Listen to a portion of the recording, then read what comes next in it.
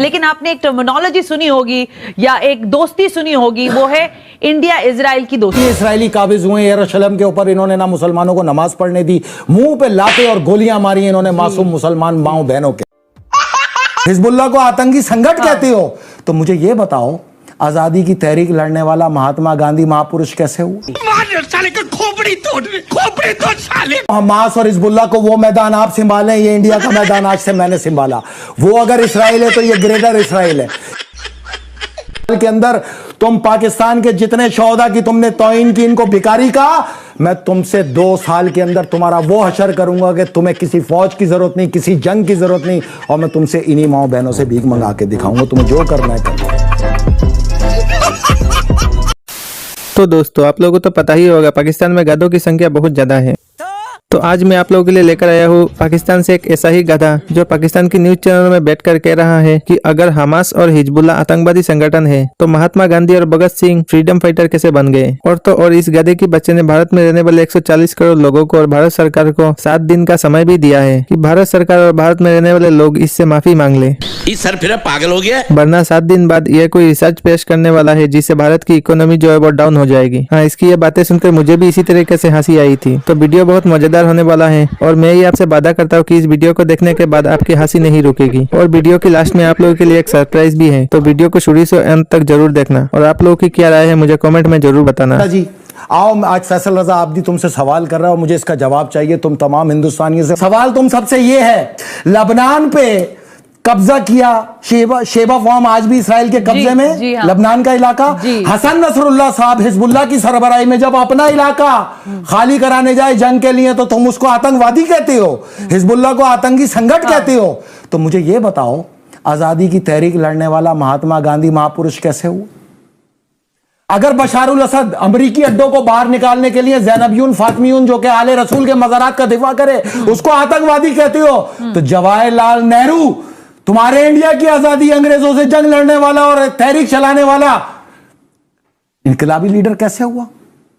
तुम ज़ैनबयून को जो आले रसूल के मज़ारात का दिफा करे और फातिमियून जाके दहशतगर्दों को ISIS को और दाइश को मारे तो वो आतंकवादी है। तो फिर मुझे यह बताओ कि भगत सिंह क्रांतिवीर कैसे हुआ? तुम हजदल शाबी को, इराक की आजादी के जंग लड़ने वालों को आतंकवादी कहते हो। अच्छा, तो लाल जबत राय, दादा भाई नूरजी, अजीम ओल्ड मैन कैसे हुए? ठीक है, ये तुम यमन के लोगों को जो अपने मुल्क की आजादी की जंग लड़े उन्हें विद्रोही कहते हो। तो फिर मुझे ये बताओ, अंग्रेज साम्राज्य की हुकूमत थी, अंग्रेज फौज थी, उसके मुकाबले पर लड़ने वाला मंगल पांडे, लोकमान्य, गंगाधर तिलक, क्रांतिवीर और महावीर कैसे हुआ? जवाब दो ना, फिर आओ ना मुकाबला करते हैं। तो है ना, मैं कहता हूं हमास और हिजबुल्लाह को वो मैदान आप संभालें, ये इंडिया का मैदान आज से मैंने संभाला। वो अगर इसराइल है तो ये ग्रेटर इसराइल है। इसको अब मैं बताऊंगा, तुमने पाकिस्तान की माओ बहनों को भूखा नंगा कहा, तुमने उनको भिखारी कहा। मैं तुम्हें इंडिया वालों आज 7 दिन का अल्टीमेटम देता हूं, 7 डेज। अगले हफ्ते में तारीख में वो रिसर्च पेश करूंगा, जो रिसर्च खत्म हो रही होगी और तुम्हारे पांव के नीचे जलजला आएगा। और इंशाअल्लाह ताला 26 नवंबर 2026 से पहले तुम इन्हीं पाकिस्तानी माओ बहनों के आगे नाक रगड़ा के अगर मैंने तुम्हें भीख ना मंगवाई तो मुझे फैसल रजा आबदी ना कहना, मुझे किसी फौज की जरूरत नहीं है, मैं तो दिमाग से लड़ने का कायल हूं। तो ये याद रखना, तुम्हारी सबसे बड़ी मैशियत को मैं जमीन बोस करूंगा। तुम इस लायक नहीं छोड़ूंगा तुम्हें कि तुम अखंड भारत का ख्वाब देखो।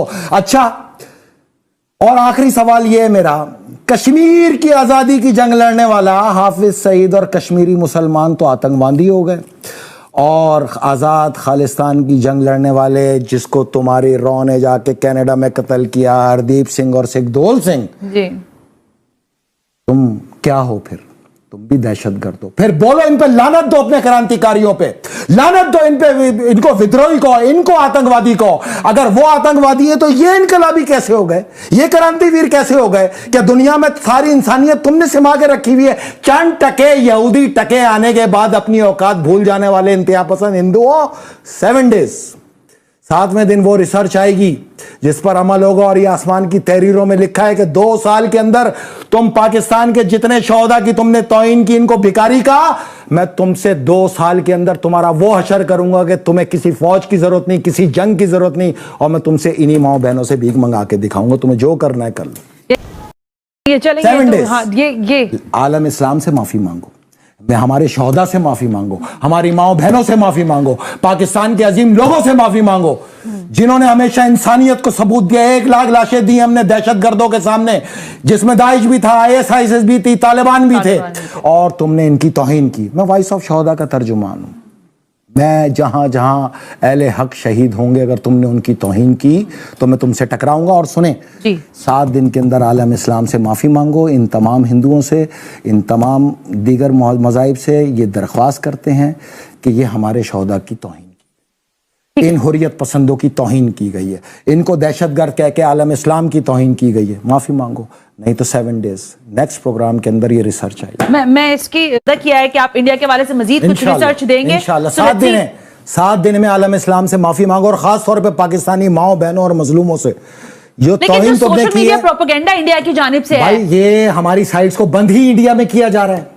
जो इसराइल के खिलाफ आवाज उठा रहा है, इंडिया ही तो सबसे बड़ा कल्परेट है इसके अंदर। जो इसराइल, ग्रेटर इसराइल वो है, तो ग्रेटर इसराइल ही इंडिया है। इसने जो कश्मीरी मुसलमान माओ बहनों पे जुल्म किया है, उसकी तारीख अगर उठा के देखो तो आज सहूनियों के किए जाने वाले जुल्म के ऐन बराबर है। ये गधे का बच्चा जो महात्मा गांधी जी और भगत सिंह जी के बारे में कह रहा है, इसे यही नहीं पता अगर ये दोनों ना होते तो अभी ये न्यूज चैनल में बैठ के गधे की तरह चिल्लाता नहीं, किसी अंग्रेज के घर में लेट्रिन साफ कर रहा होता। आज के लिए बस इतना ही। अगर आप लोगों को वीडियो पसंद आए तो एक लाइक कर देना, अगर चैनल पर पहली बार है तो चैनल को सब्सक्राइब जरूर करना। मैं मिलता हूँ आप लोगों से नेक्स्ट वीडियो में।